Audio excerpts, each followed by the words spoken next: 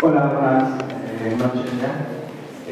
Yo más que nada sí sería quizá ¿cómo decirlo? Un posicionamiento, quizá una observación respecto a lo que ustedes se refieren en el ámbito del arte y de la expresión como tal. Yo me refiero a esto desde mi punto de vista, porque yo a mí me considero como un artista.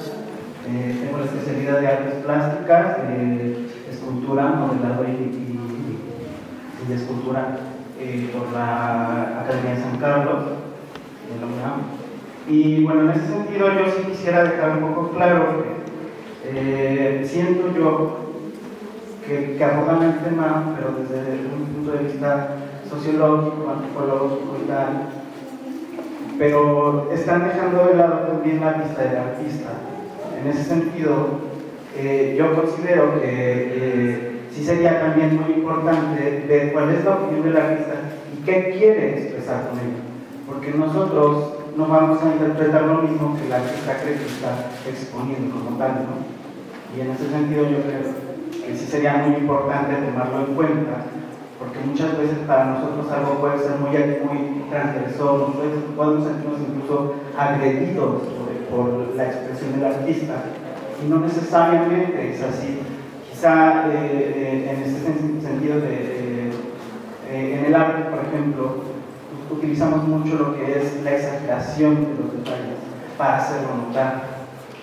Y en ese sentido, pues, si alguien, un artista, está exponiendo una cosa tan desagradable como esta, puede que nosotros o incluso las personas víctimas de la violencia se sientan atacadas al respecto.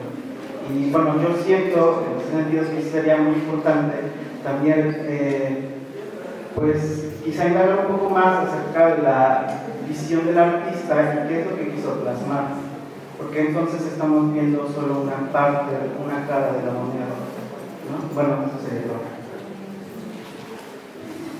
Hola, soy Fabricia y soy estudiante de Maestría de Derecho Más. Mi comentario va un poco en la exposición de Alfonso, que Mariana retoma un poco, pero que se me hace no poca cosa mencionar, tal vez explicitar incluso. Yo soy estudiante de Derechos Humanos y mi tesis está un poco bajo esta idea el hecho de que los derechos humanos tienen como dos ejes que se entrecruzan, ¿no? Uno es que uno piensa que los derechos humanos están dirigidos hacia nosotros, ¿no? O sea, para protegernos y desarrollar al ser humano por completo, ¿no? Que ese es uno de los ejes principales de que nosotros nos enfocamos. Sin embargo, los derechos humanos, su sujeto principal es el Estado, ¿no? ¿Qué son los derechos humanos? Finalmente, el derecho internacional son estados que, digamos que están sujetando, por así decirlo, a otros estados, ¿no? La figura es el Estado, el que está en el meollo es el Estado, no nosotros, ¿no? Y en ese sentido, me parece que estos monumentos que nos enseñaba Alfonso y están presentados ahí, cuyas fechas de creación, ¿no? De aparición, a mi punto de vista no casual, ¿no? Aparecen en este periodo en el que se pone abiertamente en la Constitución lo de los derechos humanos, en la que México está tragando un discurso, ¿no? De somos el Estado mexicano es protector de los derechos humanos y, ¿no? Aquí pues, nos preocupa eso, ¿no?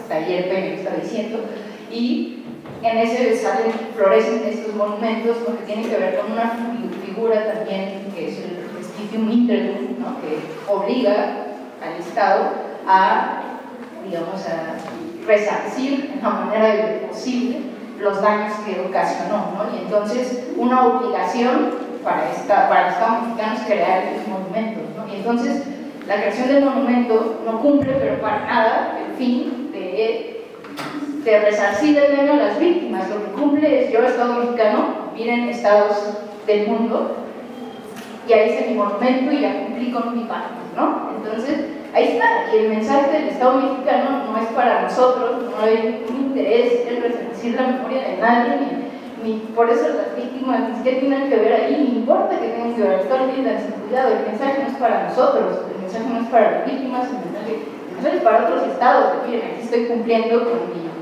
con mi requisito internacional, pónganme palomita y para que vean que pues, sí rifo, y entonces pues sí, Estados Unidos me sigue aportando dinero para la minería y todas estas cosas. El requisito de política internacional estadounidense es que mantengas bien el eje de los derechos humanos, ¿no? Y si tú eres un Estado que cumple, pues yo te doy dinero, ¿no? Entonces, todas estas cosas tienen que ver, o sea, es el otro hecho de los derechos humanos, ¿no? No tiene que ver con la víctima con nosotros, tiene que ver un mensaje al resto a los otros Estados, ¿no? Y el mensaje va para afuera, no para él. Entonces, no sé qué opinan desde eso. Bueno, en relación al comentario de para qué estos monumentos de la memoria, coincido totalmente contigo, pero por otro lado, o sea, aunque no son hechos para las víctimas ni para pensando en esa memoria, sí generan una reacción, ¿no? Y generan una serie de consecuencias que me parece que, bueno, eso es lo interesante como también analizar, ¿no? O sea, y los distintos momentos de esta reacción, ¿no? Por ejemplo, de pronto esta indignación doble, triple, ¿no? De ver este acto político donde estos señores están aquí inaugurando con un tono casi festivo, y de pronto incluso la reapropiación de estos espacios, ¿no? En algunos momentos, como estrategia política. O sea, sí, yo definitivamente coincido contigo, pero bueno, creo que eso también, y bueno, y produce también esta disputa por las memorias, ¿no? Que creo que es muy interesante verlo. La pregunta sobre el arte. Ay, bueno, yo en realidad estaba pensando en estas representaciones que pueden ser artísticas o no, que tienen como esa aspiración, ¿no? A convertirse en lugares de memoria, a dar un acompañamiento a los movimientos, a generar cierta conciencia, porque bueno, me parece que hay un grupo de artistas que en cierto momento lo han expresado de esa manera, ¿no? Y bueno, y ahí es justamente cuando viene mi cuestionamiento. Bueno, qué tipo de representaciones están haciendo, etcétera, etcétera. O sea, creo que habría que formularse una serie de preguntas. Hay una serie de dilemas ahí permanentemente que me preocupa, que a veces parece que los artistas no lo tienen mucho, ¿no? Y que se cae justamente un poco en lo que tú estás diciendo. Bueno, pues es mi concepción, es mi interpretación del hecho, es mi visión de la realidad. Bueno, pero entonces ahí, no sé, o sea, está cumpliendo otro papel, esa obra de arte, esa representación, y en ese sentido, bueno, pues habría que tener claridad. Esto se conjuga un poco con lo que platicábamos en el último seminario, de las empresas culturales, ¿no? Que también el mercado, el arte es un mercado también, ¿no? Entonces, y bueno, definitivamente lo que yo no estoy proponiendo aquí es como una especie de censura, ¿no? Simplemente digo, si estamos pensando en representaciones que sean empáticas con las víctimas, con quienes han venido atestiguando este tipo de situaciones, habría que hacernos estas preguntas, porque además, aunque no haya una voluntad política, me parece que la imagen sí tiene un efecto. Entonces, y creo que esa pregunta tendría que estar ahí, sobre todo cuando se está tratando este tipo de temas, ¿no? O sea, cuando uno está representando el feminicidio, la desaparición, bueno, pues ahí creo que también debería haber un posicionamiento ético también, ¿no? Más allá de decir, bueno, yo soy artista y me expreso libremente. Eso yo creo que estaría bueno como seguirlo discutiendo e incluso involucrar cada vez más a artistas o grupos de artistas para que también le entren un poco esta reflexión, porque de pronto parecería que simplemente no, pues lo que la inspiración diga y bueno. Una cuestión sobre los monumentos, me parece. Bueno, es algo que en algún momento también nos mencionó. Y me parece muy importante el aporte, bueno, sus comentarios de las compañeras. Creo que ese es un punto, digamos, yo diría una cosa, es indisociable la acción de monumentalizar lo que dice Michael Dawson, ¿no? Tan bonitamente en homenaje al Estado, ¿no? Es indisociable la acción de monumentalizar al Estado, incluso cuando no es el Estado el que hace el monumento, ¿no? O sea, es la presencia del Estado, el gesto de la monumentalidad de la cosa. Pero habría que distinguir un poco, abonando lo que decía Mariana recién sobre también generan cosas. Habría que distinguir primero distinguir entre el momento y la memoria, ¿no? Es algo que Yang lo hace claramente en la textura de la memoria, ¿no? Porque es el momento como memorial supuestamente abona un trabajo sobre el duelo. Pero lo que me parece importante es que lo que Towson dice, y un poco a lo que tú decías, es en los dos casos el punto central es la necesidad que tiene y que además se aboga el Estado por gestionar la administración de sus muertos, de sus muertos heroicos, de sus muertos no heroicos. Pero el asunto es que el poder, digamos, el control sobre los espacios de muerte, como Towson, son fundamentales para el Estado enunciarlos en un acto de grandeza que sea sumamente visible también en su posibilidad de control, ¿no? Entonces, en ese sentido, entiendo y creo que tienes toda la razón de que es un acto hacia afuera, pero también en este país, claramente, aunque no sea literal, sí importa y sí tiene una función, por lo menos tiene una función a largo plazo que tiene que ver con eso, con seguir reteniendo el control sobre los muertos, como diría Towson, los muertos miméticos y los muertos que tienen que ser clausurados. O sea, los muertos tienen que ser limitados, los muertos tienen que ser clausurados. Entonces, ahí me parece que también hay algo para la cuestión de la memoria.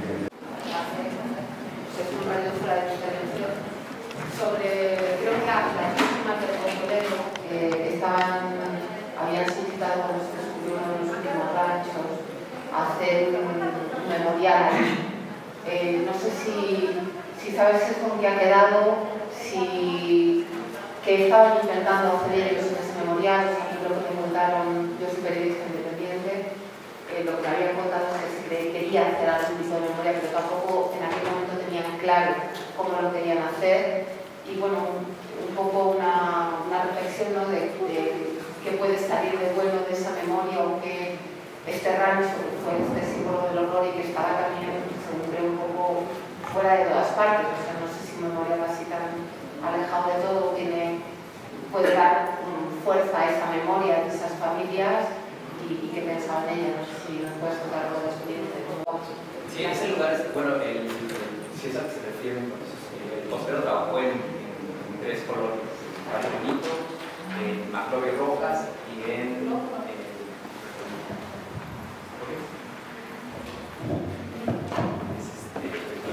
recuerdo el nombre de la colonia, Valle Bonito, Maclovio Rojas, pero el chiste es que Maclovio Rojas es el segundo lugar, fue el último que encontraron. Les comentaba al principio que es un lugar donde todavía hay 17.000 litros de restos humanos. Perdón, estaba mencionando tanto, pero por esa particularidad que tiene, porque generó en la comunidad fue pues una polémica muy grande, porque ellos querían que se llevaran eso, que no existiera y que el lugar prácticamente lo desapareció. Por otro lado, los familiares decían, no, yo tengo indicios en algunos casos por el tiempo que trabajó los lapsos y por la manera que desapareció sus familiares, tienen más certeza de que podían estar. Entonces dicen, este lugar queremos que se convierta en un memorial, en un tipo más mausoleo, donde pueda venir a ayudar a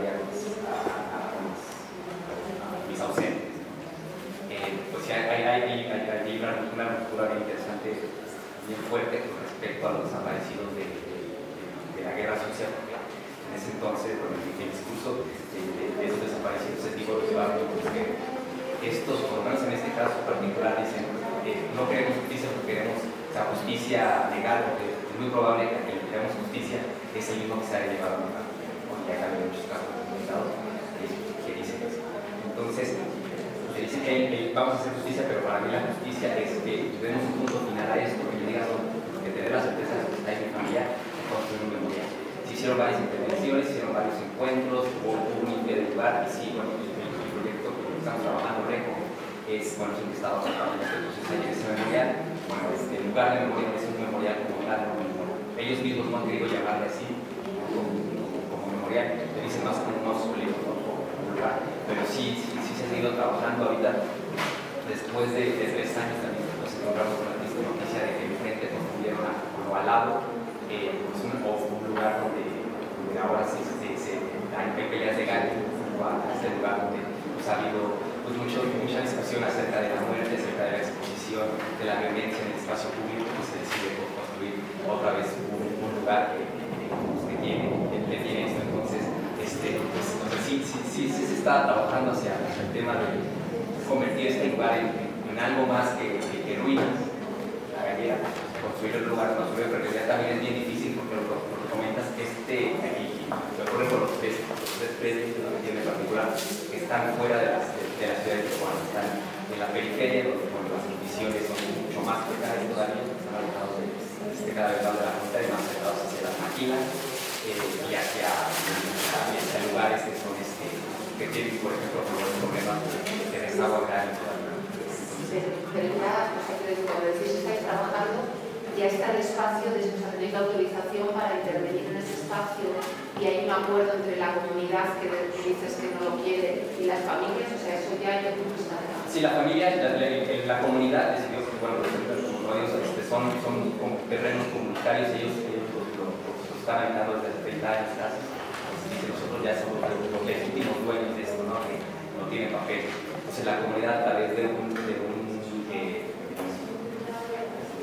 sus costumbres, una asamblea, decide que este predio se les dona a los familiares y nosotros acompañamos el proceso con ellos, aunque es muy difícil que ellos vayan. Me han ido, no sé, 10 veces por lo mucho más de 3 años.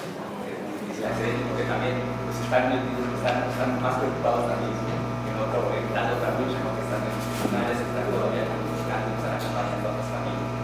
Y entiendo que la comunidad, si recibe finalmente el premio, ¿está de acuerdo o cómo ha sido antes la interacción entre la comunidad y los familiares o sigue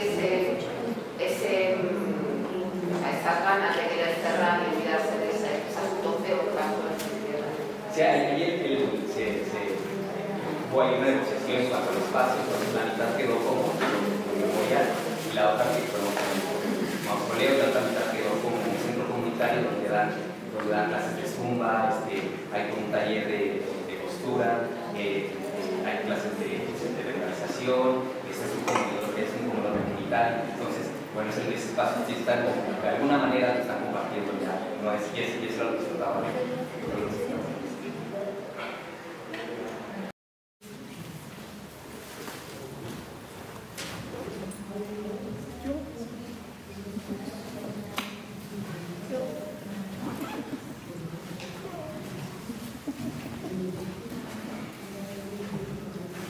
¿Sigo yo o le contestan a él? Primero, sí. Un poco con la pregunta con la que cerraste, Mariana, acerca de qué tanto ayudan todas estas imágenes y como el excesivo uso de todas estas imágenes. Un poco quería referirme al trabajo de Iliana, cuando ella habla de que lo que banaliza no es el exceso de estas imágenes, sino la cualidad de anónimo que empiezan a tener, ¿no?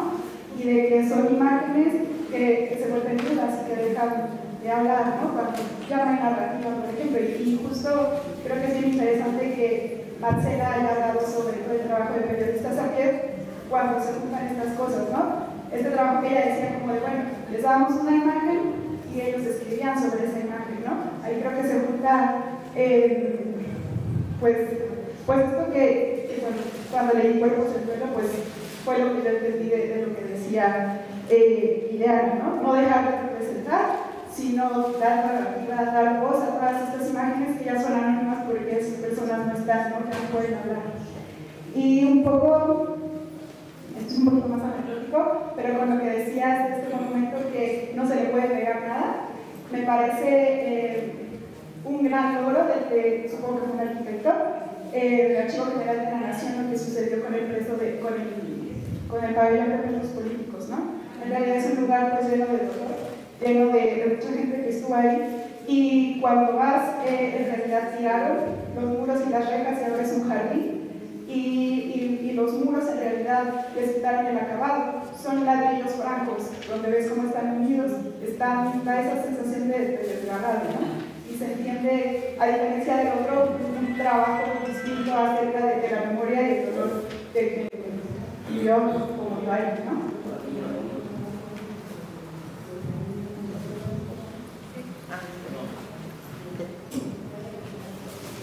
Bueno, creo que ya lo dijo un poco de no es una pregunta, nada más como una reflexión así de lo que escuché. Quizá habría que preguntarnos, que preguntarles a las víctimas acerca del significado desde la memoria de cada uno de los monumentos que se construyen, pero no desde una visión académica, no desde una visión institucional, sino desde lo popular. Quizá eso pueda ayudarnos a tener una perspectiva acerca de qué es lo que cada una de las víctimas o de los familiares de los desaparecidos le atribuyen a cada uno de los monumentos que se crean, por una parte. Por otra parte, he escuchado, por ejemplo, cuestionamientos de activistas acerca de que, cuando realizan los monumentos y esta parte de la memoria, pues hay una lectura política muy importante y que tiene que ver con que la justicia se politiza, ¿no? Y que tiene que ver con que esa memoria y esos discursos se convierten en tecnocracias que crean un ambiente de impunidad sepultada, ¿no? Con un discurso de justicia y de memoria. Solo eso. Gracias. Hola, yo tengo 3 preguntas. La primera fue para María. Primero, ¿por qué te parece tan problemática la relación entre memoria y patrimonio? Y si podrías profundizar un poquito más en esa relación. Y segundo, relacionado con eso también, ¿qué tiene que ocurrir en México para que algo sea considerado patrimonio? O, por ejemplo, ¿qué tiene que ocurrir también, además, ¿no? Para que se decida construir un monumento o un memorial que eso está limitado? Y la otra pregunta para los 3 es, ¿ustedes creen que hay políticas de la memoria en México?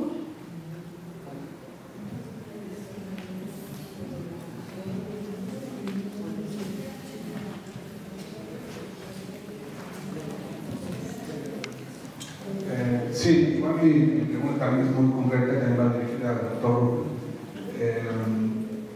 De acuerdo con la intervención que usted nos ofreció, me parece que logré entender un poco la idea de que la memoria instrumentada por el Estado se constituye en un saber que deja de ser marginal para constituirse, digamos, en un saber expuesto pero ininteligible. A partir de ese entendimiento que logré, digamos, la pregunta concreta que se me desprende es si habría alguna diferencia en la manera en la que el Estado gestiona la historia y la memoria, y si existe esa diferencia, ¿en qué consistiría esa gestión?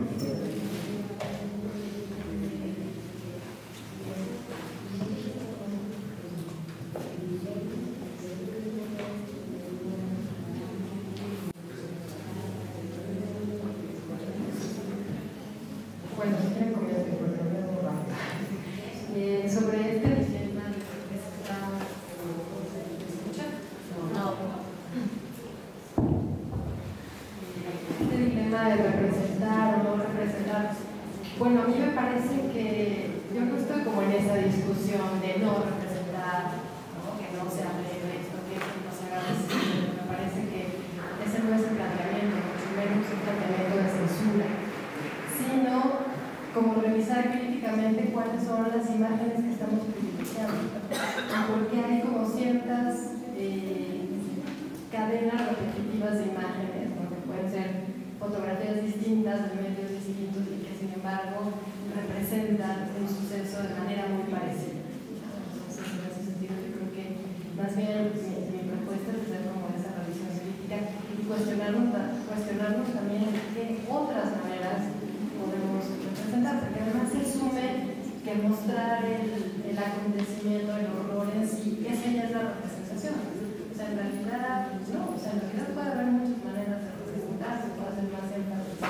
en otro tipo de cuestiones, no solamente en el detalle de la violencia, y eso que es lo que mi propuesta es que lo problematicemos. Otra cosa es que también creo que hay momentos, ¿no? O sea, momentos que a lo mejor circular esas imágenes que nos hacen entrar en shock, pues es importante porque también son fuentes de información, ¿no? Un poco como ya lo decía en un principio, bueno, si no hubiera sido por esta nota roja y este periodismo sensacionalista, pues a lo mejor no hubiéramos llegado a dar el tema, ¿no? No en ese momento. Pero también pasa, o sea, saber cuándo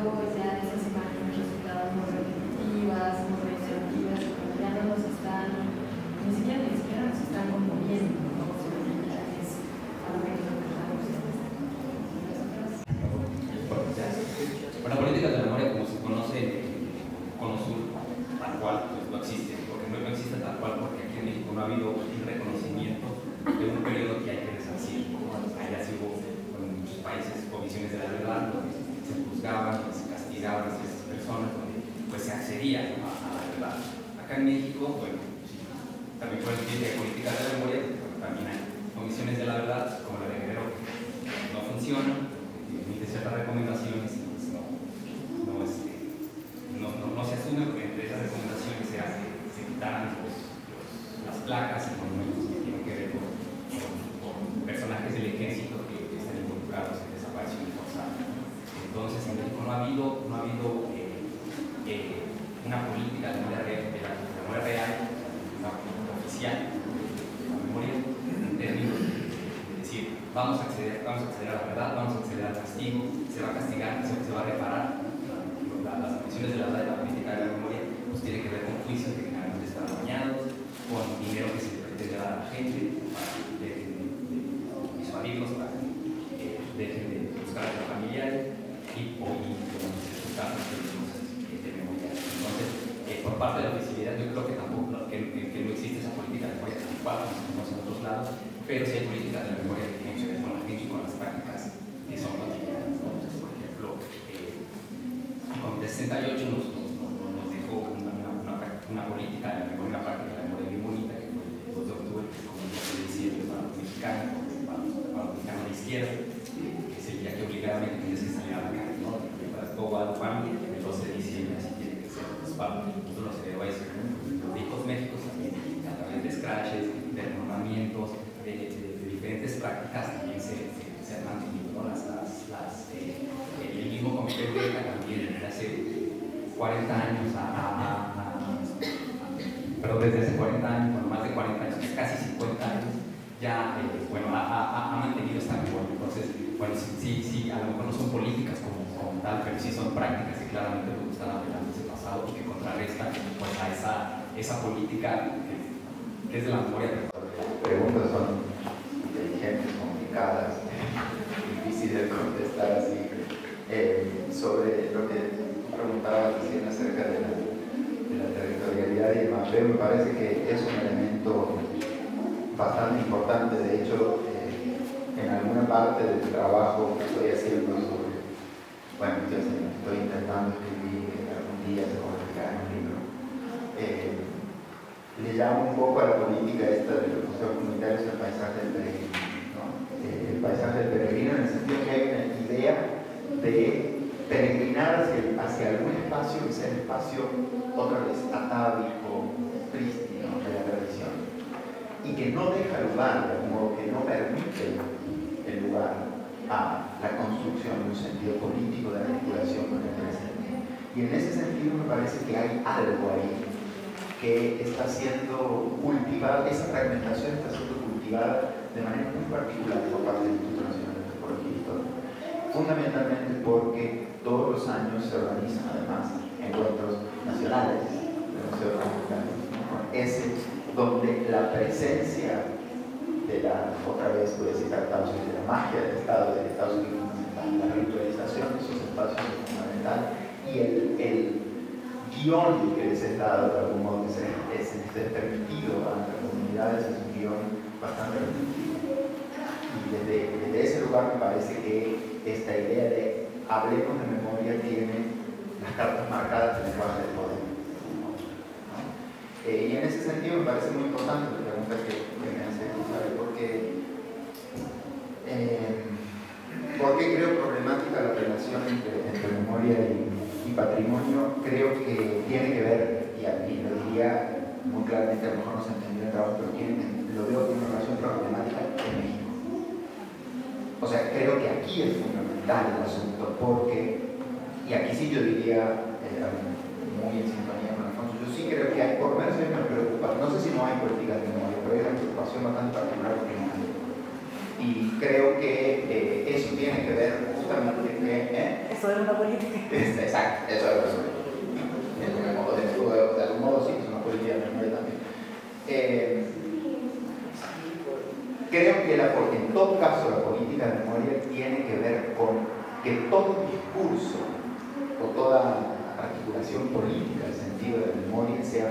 representada por el discurso patrimonial. Y en ese sentido, hablo del discurso patrimonial, tal vez pre-Carta de Venecia, pero mejor también se entiende como patrimonio, ¿no? Cuando en Venecia se dijo, bueno, está bien, el patrimonio ahora tiene que ser en efecto un espacio que sirva, un significante que sirva para los pueblos, para los grupos sociales y que sobre todo esté definido desde ahí. Aquí no pasa eso. Los museos comunitarios, eso es muy interesante, tienen todo el planteo que se les da a ellos y además que se les capacita, incluso a veces con traductores a lenguas originarias, tiene que ver con la idea, lo que primero se les enseña en el libro es que todos los elementos que se exhiban en el museo comunitario, que sean pieza o objeto u objeto, son patrimonio nacional, pero están custodiados por la comunidad. Primera cosa, ¿no? Entonces, con la legislación de 1972, que como la legislación última sobre el patrimonio, indica que todo aquello que sea encontrado bajo tierra, además, si no es muy claro, heredado además de la reglamentación de 1939, que casualmente crea a Lina y a la reglamentación sobre el petróleo juntas, de que todo lo que está en el subsuelo es considerado patrimonio de la nación, se cita esa reglamentación y se deja eso como primera cosa clara, ¿no?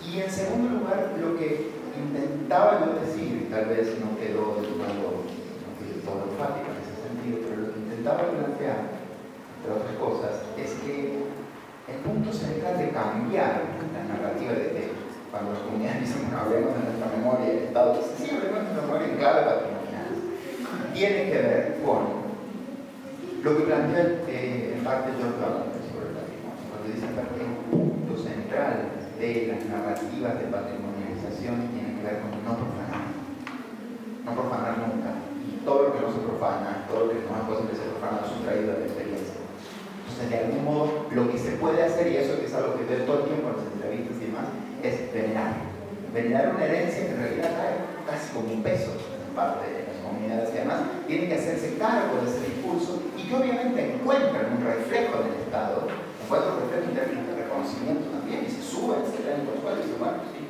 nos da lana, pero no es poco, nos permiten hacer un espacio, nos permiten además contemplar una serie de elementos que son típicos nuestros, supuestamente, y articular desde ahí un discurso. Pero hay un cuidado bastante importante en términos de que se confunda de algún modo la noción de patrimonio nacional. Y creo que, no digo que hay un plan maestro, pero sí me parece que hay algo ahí que hay que entender políticamente, porque de alguna u otra manera lo que las narrativas sobre el patrimonio producen todo el tiempo es una inscripción además en el patrimonio nacional, necesariamente. Y ahí me parece que radica un poco la torsión de la política de la memoria en México, aunque es algo que me gustaría responder un poco más de profundidad y teniendo más, es algo que estoy trabajando, ¿no? Pero mi hipótesis va por ahí. Tenía sentido, pero no decir que entonces más bien, o sea, se confunde, no dudo que se confundan el patrimonio y memoria, pero tiene que decir que este concepto de patrimonio usado como se está usando, más bien establece límites a la memoria, no es que establece límites a la memoria, significa la memoria. Eso es creo el problema también es el patrimonio y memoria, ¿no? ¿Cómo todo el tiempo, perdón, sí, está haciendo correcto, o sea, todo el tiempo, de algún modo lo que uno ve, por ejemplo, en los encuentros nacionales, museos comunitarios y más, participan 70 comunidades del país, es discursos muy fuertes mezclados en que la memoria, nuestra memoria, la memoria definida como nuestra, tiene que ver con lo bonito, lo bello, lo enterrado, lo dispuesto, lo exhibible, por eso yo hablo de peregrinización en el sentido de la memoria. La única memoria posible es esa. Y creo que hay un cuidado en que se siga manteniendo de algún modo en esa línea. Porque sí es muy cierto, esto que pasa, por eso abordé esta entrevista donde de pronto aparecen estas voluntades de decir, bueno, hagamos otra cosa, hablemos, no hay más señoras del país, pero bueno, hay una señora que un día en Jamaica me decía, hace años estoy peleando por mostrar todo lo que no tenemos en el museo. todo lo que no tenemos, hay un montón de cosas que todo el mundo, que todo este país tiene, nosotros no. Mostremos eso y pongamos, esto es lo que no hay. Nuestra memoria es una memoria de la carencia. Bueno, por supuesto, lo que cambió está loca, obviamente, lo imposible. Quiere decir, existen esas iniciativas, bueno, puede ser que parte de los actividades o algunos sujetos particulares, al final hay que hablar de quiénes son, que va por ahí. Pero bueno, claramente son siempre como abortadas de algún modo por un discurso muy fuerte y que además se ha renovado muchísimo y pero no lo digo claramente, pero la obsesión de este país con el patrimonio es algo muy particular que no lo encontramos en otros lados. Cuando fui el año pasado en el encuentro internacional de museos comunitarios, ellos, la gente, sobre todo en Brasil, me decían, no entendemos qué hacen en México, no entendemos por qué nosotros estamos hablando de los sin tierra, por el foco de la revolución, y México viene con la Virgen de Guadalupe y los héroes nacionales. O sea, ¿por qué? ¿No? Es una pregunta